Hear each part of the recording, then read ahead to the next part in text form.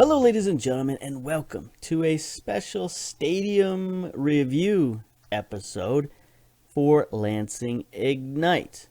Now, I was going to just tack this onto another video, but I thought it might make that video a little bit too long, so we're going to separate it, make its own special video so that everybody can get an idea, get a better sense of where the Ignite are playing and what the stadium is like and all that.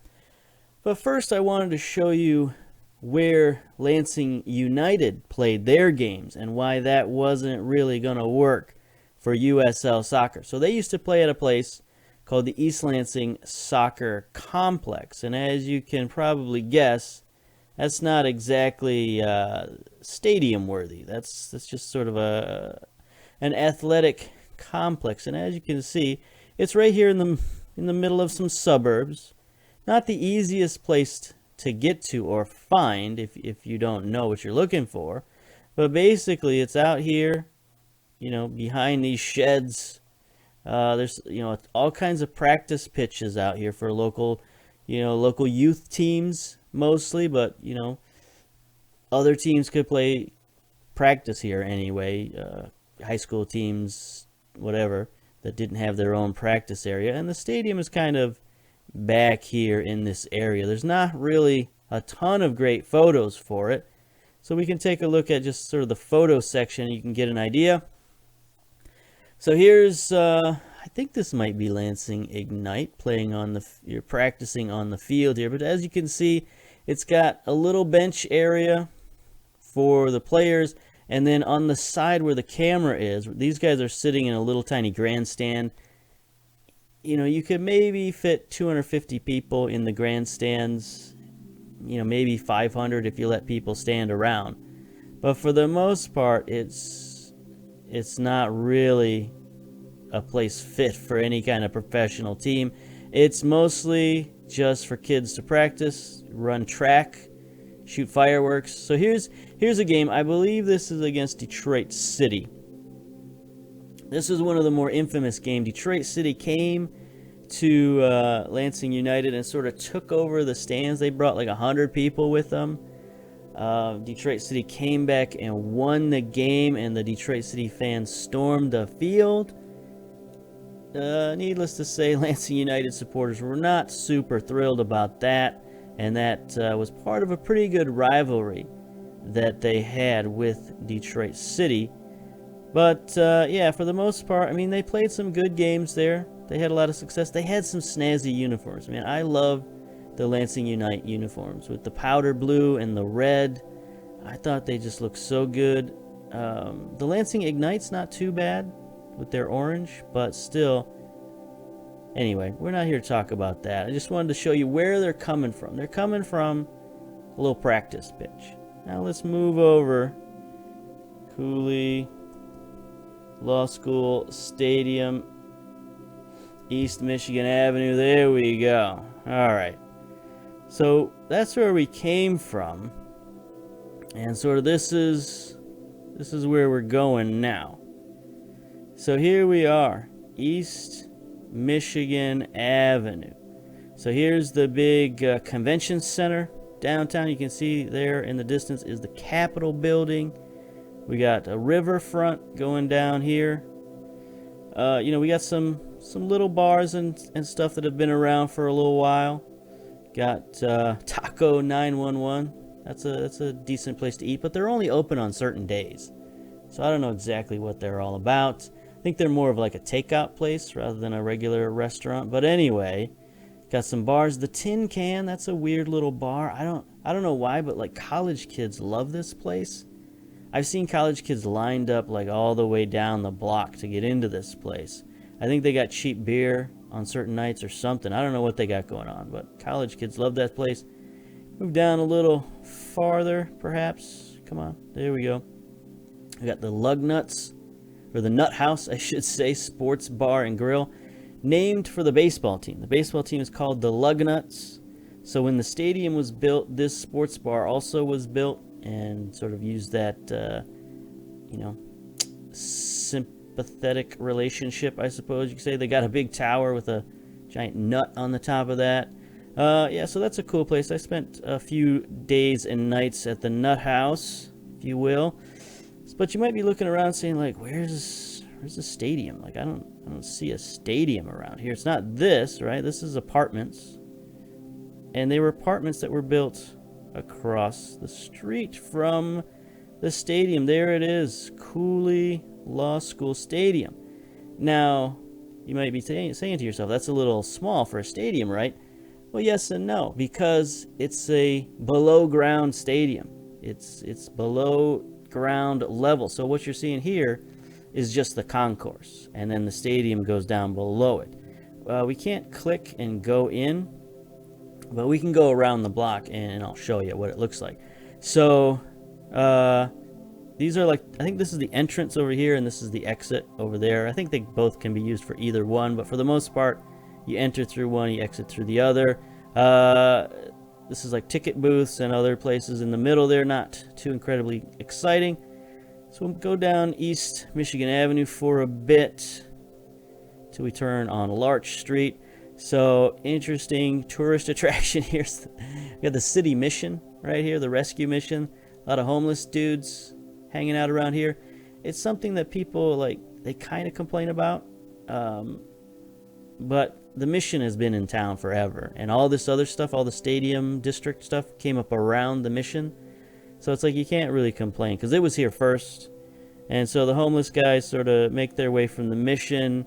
They go down past the ballpark, down towards the Capitol. There's like a park down there a lot of them hang out at. So they don't really cause too much trouble. They know how to stay away from people and the cops and things. So it's not like terrible, but it's something to think about. If you go down to the stadium, there will be some homeless guys walking around. So we'll travel down here. Something you're going to see quite a lot in this area, bars and such. Here's a nice distillery and tasting room. The American Fifth. I've never been there. It's a fairly new place, but it seems sort of upscale. Travel down, we got the coffee shop, local home brewed coffee. Pretty good. And then here we go. So here's a little look at the stadium. You can see the field down below. So this whole area up here is the concourse that we saw from the front side, and then the field drips down. There's a lot of trees in the way. I think these are these dumb Japanese maples that the city loves planting Japanese maples. I don't know why. They tried planting one in my front yard and it died like immediately. Meanwhile, I got like regular American maples growing like weeds everywhere else. I got to pull them up like every year. So I don't know why not just plant a regular maple on the boulevard, but they keep trying to plant these Japanese maples everywhere. We'll see if look at them. That's as big as they get, so not very impressive. Anyway, enough about the horticulture. There's the field in all its glory. Got nice little walkway around here. You can keep an eye on things. You can see here they got netting up so that the home runs don't go into the street, but occasionally it still happens. You get somebody who rips a big dinger, it can get out into the street here. I don't know if any of these apartments have been hit. I assume some of them have been hit with home runs, because that's not that far. It's like 400 feet maybe to this wall, or less, maybe 375, and then these guys maybe 450 at the most, so I'm sure somebody's hit that. Anyway, these are apartments that sprung up after the stadium was built, and as you can see, you get season tickets built in with your rent, so you can watch the games whenever you want. This area here used to be like a big grassy area for like kids to run out and play. People could bring blankets and picnic out on the lawn in center field, but they got rid of that to put up these apartments. It's fine, whatever. I'm sure they get a piece of the action from the apartments. Keep on going. It's not a real populated side of town. It's like it's commercial. It's not necessarily residential. The only real apartments you're going to get around here, or the only real housing you're going to get, I should say, is apartments. So you got the apartments over here on Michigan, then you got a couple of apartments here. and there's no like real regular housing, at least for a couple of blocks in any direction. You know, houses like this, they get turned into businesses or offices. So we'll keep going around the corner. We got another little landmark here to check out. Again, another bar, Lansing Brew Company, established 1898. I'm a little dubious on this date. I hadn't really heard of the Lansing Brewing Company until like a few years ago. So I think they just sort of appropriated an older institution, and they put up this brand new building that's more like a pub kind of situation. And then down at the end of the block, I think this is the brewery here. Lansing made, try it at the Lansing Brewing Company. So there they are down there. Fun stuff. We got, like I said, more apartments here down by the riverfront. Go a little farther down here, you can see the Lansing City Market. It's not doing so good these days. It might go out of business because they sort of changed it up and made it into more. They built this building first of all and made it into like sort of a boutique kind of thing, with like fancy stores and fancy shops in there. And they thought that by building these apartments here, they would shop at the farmers market, but they never did really because it's too expensive, and it's not like a full service grocery store. It's more like a boutique store, so not great planning by the city on there. So here's the field from another side. You can see again, like, this is all the open space I was talking about, where the seating down here, you can see the seating on the other side. That's like where the 5,500 or so seats are. And then all the other is just all this standing room up here. On the other side, I forgot to point it out, but there were a bunch of picnic benches, picnic tables over there that you could sit on. A lot of standing room, a lot of places to walk around and watch the game and buy souvenirs and food and all kinds of stuff. So that's the outside. We move back down. You can see there's the nut house there. There's your landmark if you're looking. Back to the parking lot. I think we've got a few pictures we can look at inside Cooley Law School Stadium. I don't know if there's a 360 view or not, but we do have some pictures. So there's the stadium from the bleacher side.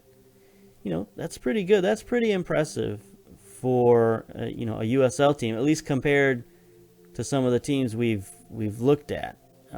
There's the outside. We got our little statues and memorials. No stadium is complete without some kind of artistic memorial on the outside of it.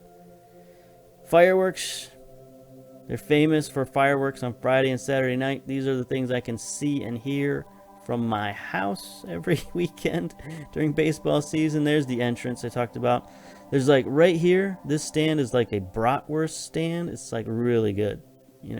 They give you a bunch of peppers and onions with your brat.